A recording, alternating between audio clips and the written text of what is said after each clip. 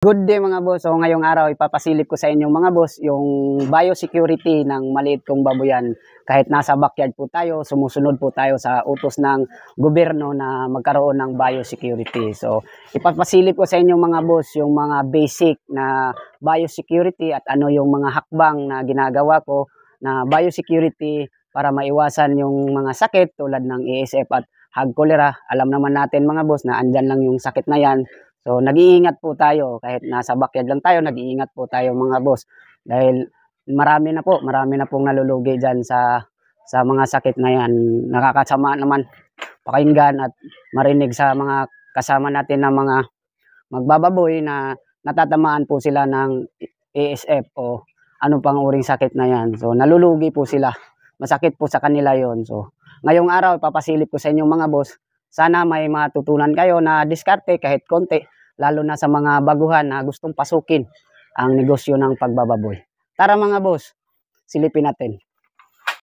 Dito sa harap ng bahay mga boss, meron tayong nilagay na tarpaulin dito para ma-aware yung mga bisita na hindi basta-basta pumasok. Kailangan pa nilang tawagin doon sa loob ng bahay. Lalo na yung mga delivery driver ng Lazada at yung Shopee mga boss, kahit saan-saan yan sila pumupunta. So iniiwasan natin mga boss na basta-basta lang sila makapasok mga boss. So pagpasok mo sa gate ng bahay mga boss is meron agad tayo nilagay dito na parang pool mga boss.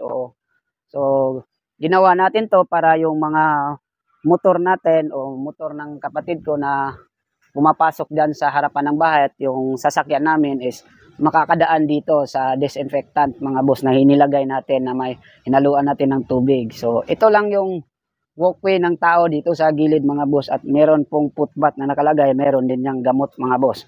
So sa pagpasok mo dito, hanggang dito lang yung mga motor at yung sasakyan mga boss. So meron tayong sprayer dito na merong disinfectant. So pag andito na yung mga motor at yung sasakyan mga boss is ini-sprayhan agad natin mga boss para ma-disinfect. So yung gamit natin na disinfectant mga boss is Envirolite mga boss. This is a natural disinfectant. So ito yung ginagamit namin dito sa labas ng bahay, pati dito sa biosecurity ng pool at saka sa mga footbath, pati doon sa loob din ng babuyan mga boss. So okay lang to i-spray kahit meron pong baboy na sa loob ng kulungan, pwede po kayong mag-spray. So pwede po nilang ma-inhale to. Napakaganda ng disinfectant na to, solid mga boss.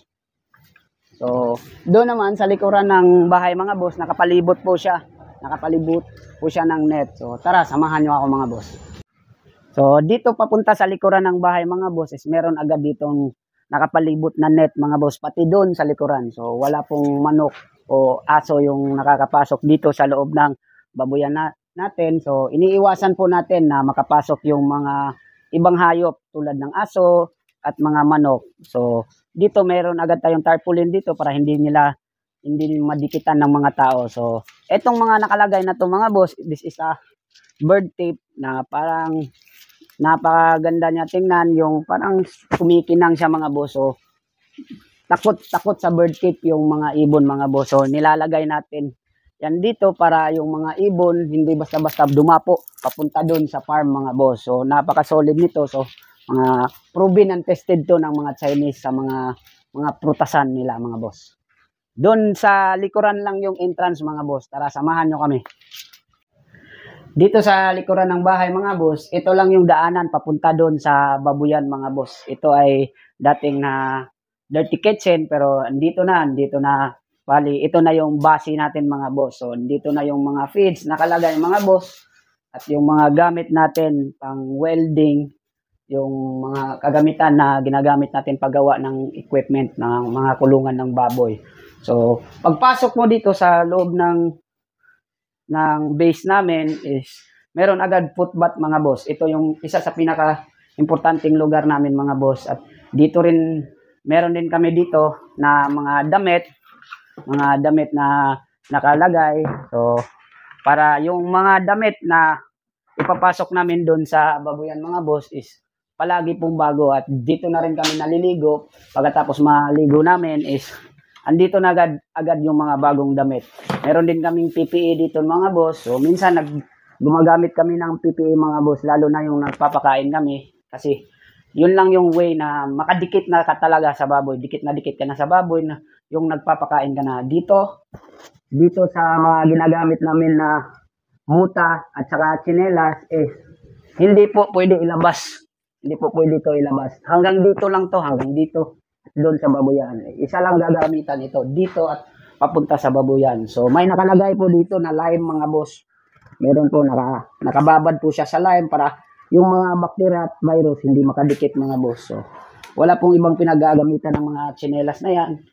Boss, andun lang sa farm. Meron din tayong mga disinfectant dito mga boss, mga alcohol at saka mga wipes mga boss. So kahit anong bagay na ipapasok doon sa babuyan mga boss is dine-disinfect namin kahit cellphone mga boss.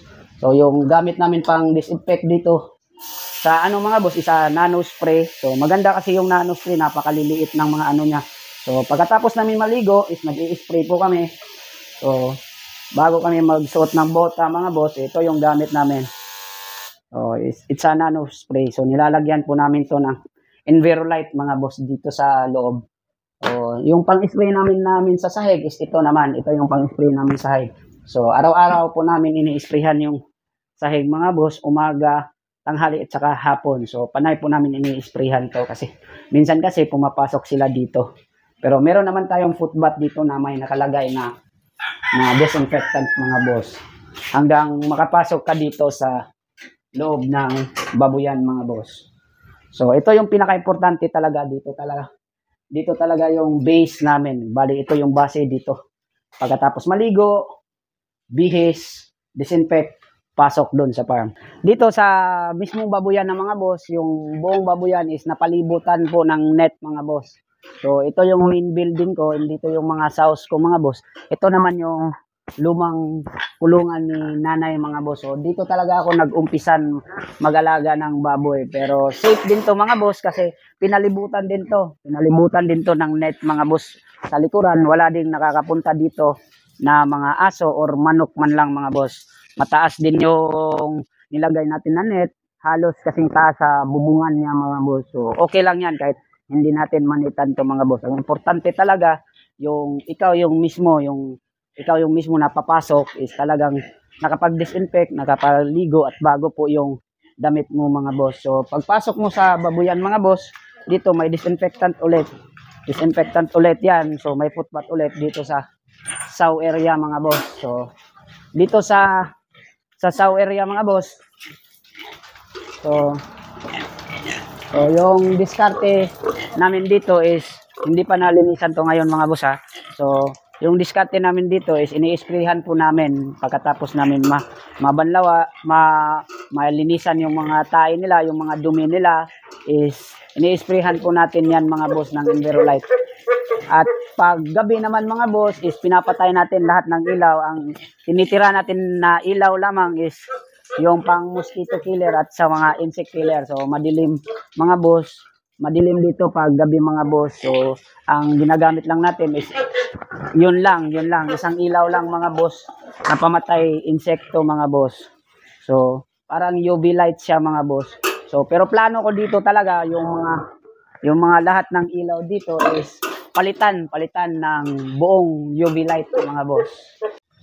So yun na mga boss, yun yung kabuuan ng biosecurity ng maliit kong backyard mga boss. Sana may nakuha kayo na konting tips lalo na sa mga baguhan at yung nagpaplano pa lang na pasukin ang negosyo ng pagbababoy mga boss. Happy farming mga boss!